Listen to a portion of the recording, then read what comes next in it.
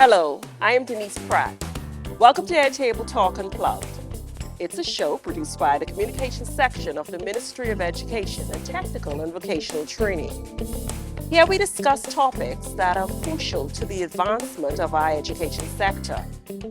Today we'll be talking about early intervention for development enhancement for our students at the pre-primary level. Now, we know that the early years of a child's life can lay a solid foundation for a successful academic career.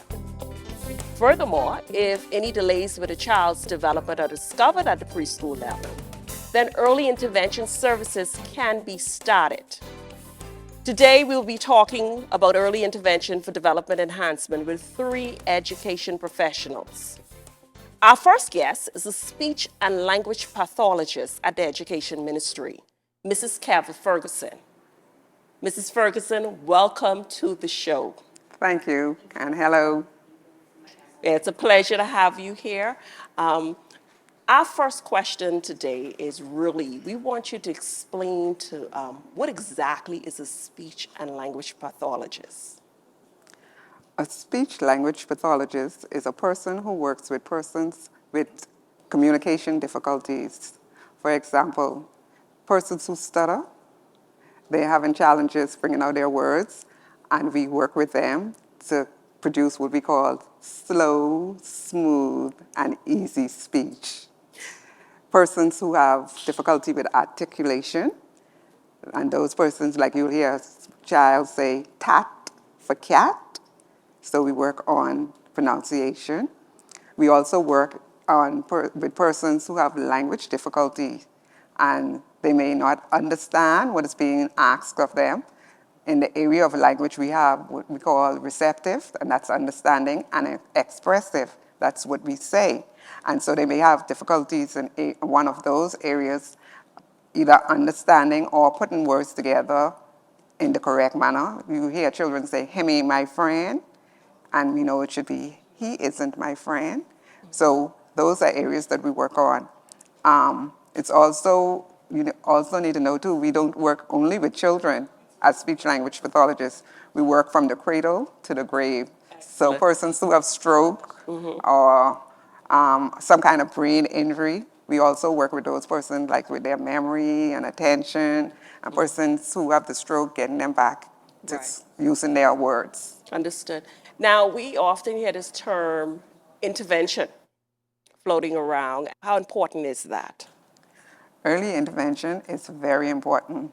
If we are able to detect something wrong with a person particularly little children at an early stage, it gives us less work to do. Because if a child is 5 and they're functioning at probably a 2 or 3 year old, the gap is not as wide. And so when we get them at an early stage, not only we could do intervention, there's also prevention and enrichment for the child who's on par. You have enrichment. So when we work with these children, because if we could correct a problem, we won't have the children repeating when they get up into the higher grade. Yes. In high school. Yes. Right. So my understanding is that we're really focusing on early intervention at the pre-primary level among our preschoolers to make sure that they have an easier or more seamless transition into the primary school work, and then on to the junior and the high school and so forth. But I wanted to know exactly what are some of the programs or initiatives that have been put in place, to address this whole concept of intervention. Okay. I work in special services at the Ministry of Education, and we have a team in special services. And last year, the school psychologists and the speech language pathologists, we piloted a program in Buttonwood Preschool. It was awesome, and we're still running it today. We're following those children. That program that we put in place for early intervention included us going into the class. First, we did observations of the children. Then we did assessment. We did a pre and post assessment. We also did workshops with the teachers and parents, and that was interesting. And we brought in professionals, like we brought in an occupational therapist to work along with the children. And so it was a whole gamut of intervention strategies that we used in the classroom. Those children were directed, the children that we saw that needed the intervention, they were directed to Marjorie Davis, and I want you to tell you they are doing so good. That is awesome. And so they're getting their intervention at Marjorie Davis, and they're also getting their speech therapy at Marjorie Davis. And so we see that early intervention works. Now, when you say they were directed to Marjorie Davis, for our listening audience that may not be familiar with the Marjorie Davis School, you tell them exactly what happens over at Marjorie Davis School. Okay, so Marjorie Davis is an intervention school. A lot of persons think that's a school for special needs, but it's an intervention school where the professionals down there work with the children who are struggling to help them, we'll say catch up, for lack of a better word, but help them in their area of weakness and then transition them back into their regular classroom with support. So they're sent there with strategies, and the program is also expanding now whereby the professionals at Marjorie Davis are going into the classroom now and trying to work with the teacher to make sure the strategies are put in place to assist the children to continue to do well. You know, I think that that's so important because I know that we need more special needs educators and throughout the country. That means that we can bring more of our teachers up to speed to one, recognize when a Definitely. child is a special needs child and maybe point and then, be able to give guidance to the parents and point them in the right direction. Let's go back to the program at Buttonwood Preschool, though, to bring in all of these professionals. First of all, what were some of the main issues that you saw that needed to be addressed? Administration at preschool, they approach us. They noticed that children were coming in to preschool with challenges. They're not talking, their social behavior was impaired, they're not socializing with their peers or with their teacher. The language was delayed. And so with that, we sat down and we strategized, and like I said, we did the observation to see exactly what was going on. We did the testing. And so after we did those first two steps, we knew just how to map out a program to address the needs that we saw in the classroom. Excellent. So if I'm a parent and I see that perhaps I'm concerned about one or two issues with my preschooler, my first point of contact should it be the Ministry of Education head office? I speak to my teacher, or what should I do? Okay, so the parent is the first line of defense, and they would notice a child having difficulty way before they reach us at 3 or 4. And so their first line of defense would probably be their pediatrician. And if not, the more you talk, the more you get information. So as they talk to family and friends, they would be directed in the right area to a speech pathologist at Ministry of Education or to a psychologist at Ministry of Education or wherever they find. And sometimes children need an audiologist. And so when they come to us, knowing what we do, we are able to direct them to exactly where they need to go. Well, thank you so much. You've given us a lot of red flags to look out for to make sure that, we can address any needs that our preschoolers may have. So thank you so much for being on this segment of the program. The time has went by very quickly, Ms. Ferguson. Yes, it has. So I've learned a lot, and I believe our listening audience has done so as well. Thank you. Thank you, too. Well, we have come to our first break. For our next segment, we'll be speaking with Mrs. Nikita Woodside. She's a school psychologist at the Education Ministry. And we will continue to talk about early intervention for development enhancement for all of our students at the pre-primary level. Stay with us.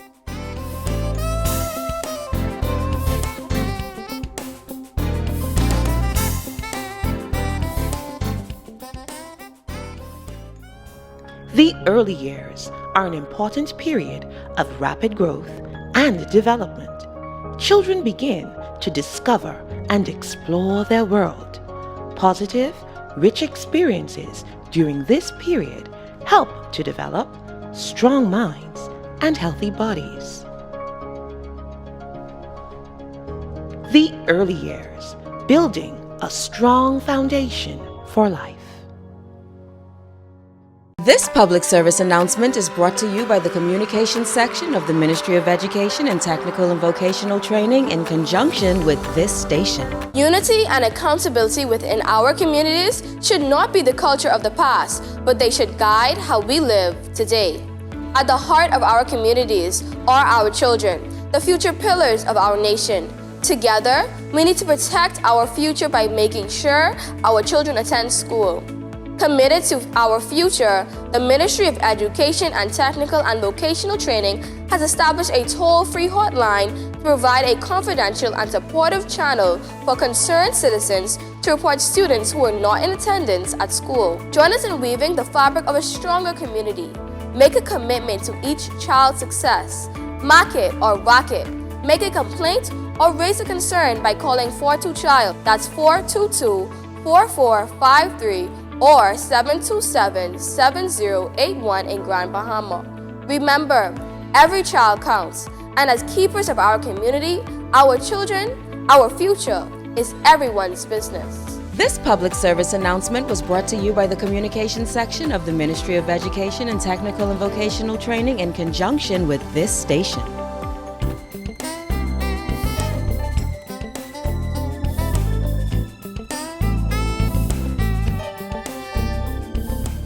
Welcome back to Airtable Talk Unplugged.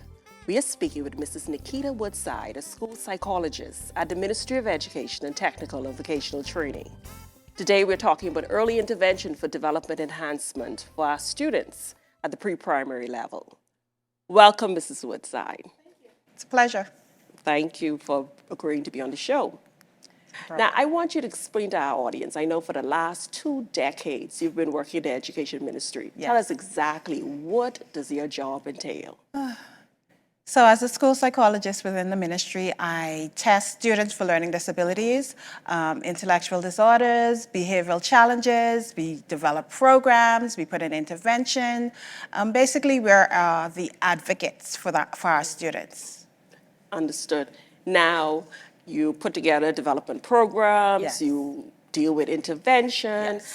Okay, we have teachers in our schools, and I know they have to deal with a lot of disruptive behavior. And sometimes people think, well, the child is rude. Sometimes there are other issues, underlying issues. What do you account for most of the disruptive behavior at our schools today? Not just in our schools, perhaps we also see it on social media. As a professional, what do you think is going on there? Okay, so as school psychologists, what is most important for us is to recognize that behavior is definitely a language. It's either my language that I'm hurting, it's either my language that I'm lacking, it's either my language that I need you to help me. Pay attention, pay attention. So what we're seeing right now is a lot of cry for help. When we think about social emotional learning, right? So there's 5 components of that. That's our self-awareness, our self-management, our responsible decision-making, our social awareness, and our relationship skills. When we think about those 5 gamuts, as insignificant as it may appear, that's what's lacking in our children right now. So we don't know how to build those relationships. We don't know how to make those good decisions. We don't know that I'm recognizing that something's going on with me, and I'm like, help me, help me. They're not doing that. So their behaviors are telling us that something's going on. Now it's up to us as adults, professionals, teachers, parents to recognize that it's a language and take the time to try and understand what's going on with those children. So basically, not everyone is rude.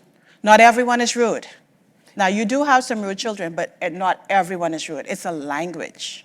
It's definitely a language. So what should we be looking for when we see a child, maybe, let's say cursing, or fighting all the time? What should be our first response? Your first response is always partner with the parent. Let's see what's going on in that environment. Let's have a better understanding of what they're lacking. Let's get a better understanding of what they need. That's the language right there. That's your first step. After you've done that and you have a better understanding, you'll understand how to deal with that child more. Sometimes we have to take it up a notch. It's not just the parents. You might have to include the social worker. You may have to include the guidance counselor, the speech pathologist, the school psychologist. But our first step is partner with those parents so we can get a better understanding of what's going on and how we can help. Yeah, I think that's important because you said we have to take it up a notch because Yes. sometimes we see the parents are involved with the disruptive behavior as Yes. well. And that's becoming more and more commonplace, Yes. unfortunately, in our schools. So what should our teachers be doing at that point? Because they can't really lean on the parents for support. So there's always someone in that home who that child relies on. There's always someone. And unfortunately, fortunately, we know that parents are the protagonists in our children's story, right? But if we find that we can't build that connection with the parents to help the child, you partner with the guidance counselor, or you partner with the school psychologist. You partner with someone you recognize that need, and you form that partnership. You form that partnership. We have those students the majority of the day, and it will be effective if we partner with the persons who would make the best difference in those lives. Now, I know that sometimes intervention is not as easily done as said, because sometimes parents are not so open to accepting that a student may be challenged in a particular area. And I'm sure you've come across that. I may not be so receptive to you telling me that my child is a special needs child for various reasons. How does that play out? So that's a difficult one because you do have parents who just outright refuse. Nothing's going on with my child. The whole thing is understanding of what's going on, understanding the diagnosis. That's what is key. As a school psychologist, for me, when I do my testing and I sit with my parent, ask me any question you want. I'm providing you with as much leeway to me to help you understand how we're going to help your child. What I also tell them is that guess what we're going to do? We're going to move them beyond this, but we can't do it by ourselves. And when I speak to the parents like that, one-on-one, touching them emotionally, they want to work the interventions, but sometimes it's difficult for them. Sometimes it's really challenging for them to do it as well. So, of course, they need the resources. Sometimes they don't have the resources. And sometimes our children just become stuck. And that's the sad reality of it. How do we unstuck them? So, like I said before, we do our guidance and counseling. We have a lot of programs going on in the school. We align them. Whether even if it's a mentor, even if it's a tutor, we align them with the right services. Sometimes these behaviors, sometimes these academic challenges just takes a minute. Okay. Just a minute of someone's time. Right. And we can do that in the schools if we can't get our parents to do it. And if our parents don't understand the diagnosis, we, as Ministry of Education personnel, we are responsible of ensuring that they get the most out of our time with them. So that's what we do.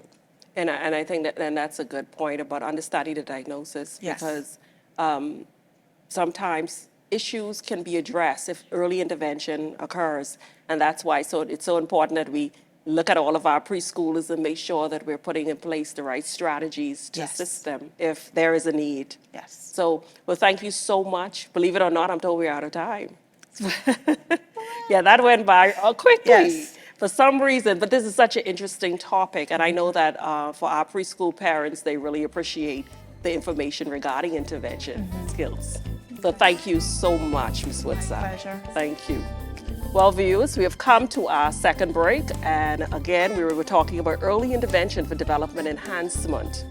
Our final segment is next with Ms. Shaquiga Ferguson, principal at Tiny Tot Preschool. Stay with us.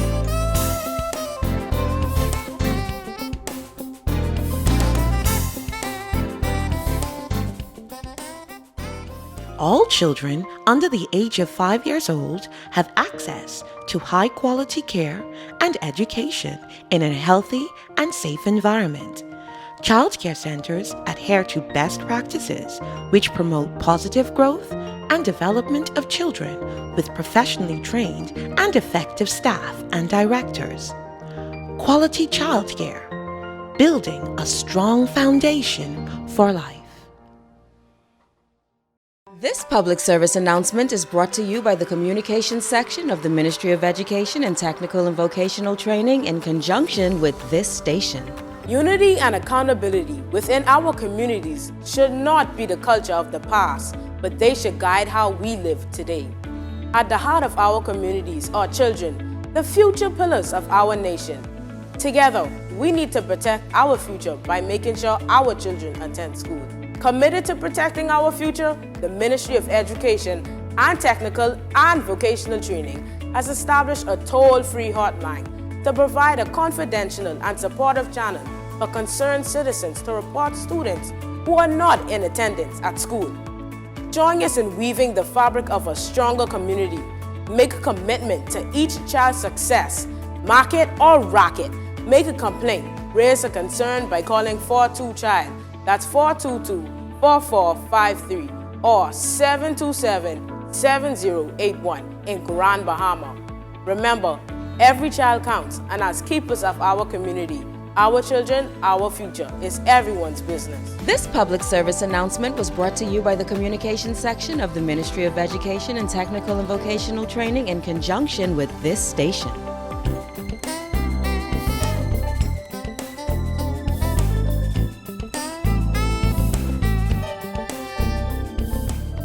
Welcome back to our final segment of our Table Talk Unplugged with Mrs. Shakita Ferguson, principal at Tiny Tot Preschool.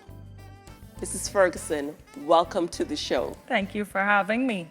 And thank you for agreeing to be in attendance. Today we're talking about intervention programs for our preschoolers. Yes.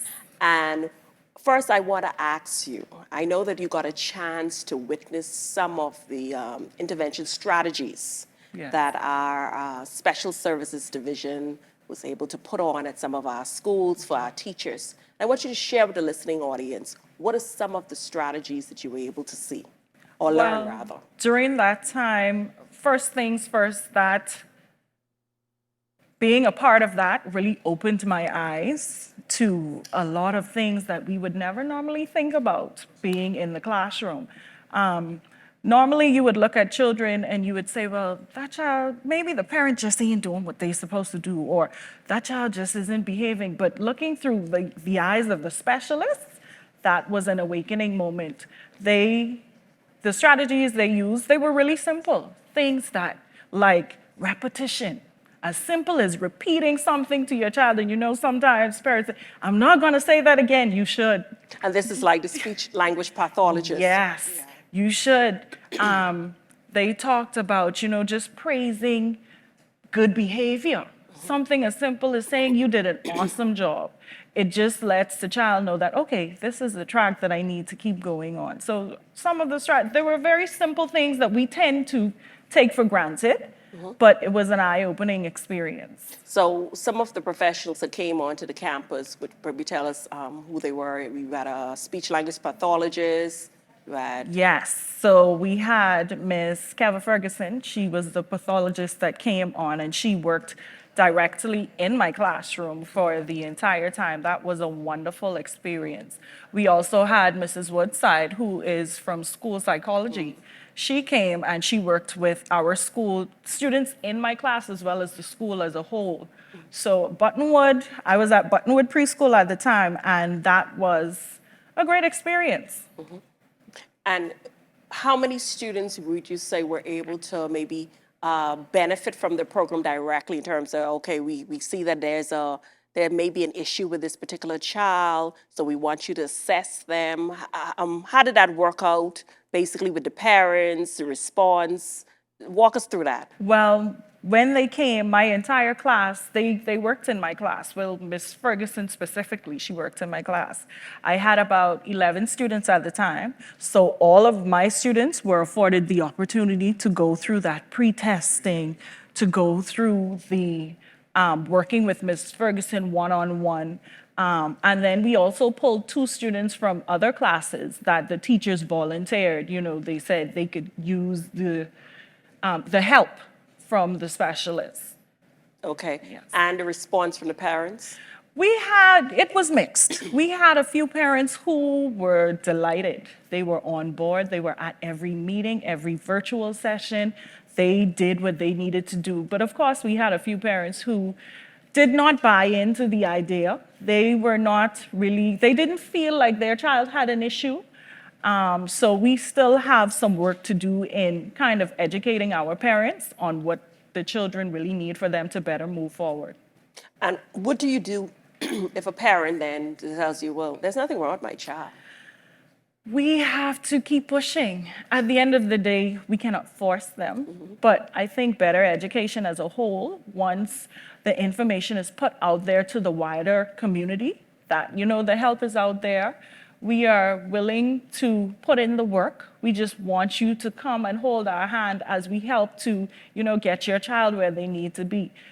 Education, that's what it is. We just need to educate parents as to, this is what you're looking for. We want the best for your child. We're not trying to point them out or pull them out. We just want them to be the best person that they can be. And what sort of improvements did you see for those students that were able to take advantage of the intervention program? Oh man, in terms of speaking, I had a few students who continuously they repeated everything I said. At the end, they were able to, express feelings. They were able to tell me a complete idea. They were able to recall something that would have happened to them at home, and these were things that they couldn't do before. Everything, they were able to process information, and it was, being the teacher witnessing this was a wonderful, wonderful thing to see, and I was so happy. I'm glad to hear that, because really at the end of the day, that's what it's all about, trying to get a quality education for our students. Definitely. And it's a partnership with our parents. Most definitely. And our schools. Yes, and our teachers. Yes. Well, thank you so much. Again, Principal, we're out of time, Principal, but it's been a pleasure having you on the show. It definitely was a wonderful time being here. Thank you once again. Thank you. And thank you, audience, for being a part of our show here with Principal Ferguson and our other guests. Thank you for sharing again, and we wish you every success moving forward.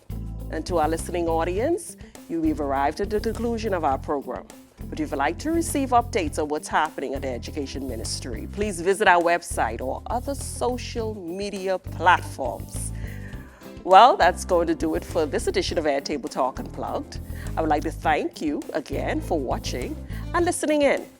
And until next time, on behalf of the Ministry of Education and Technical and Vocational Training, I am Denise Pratt. Goodbye.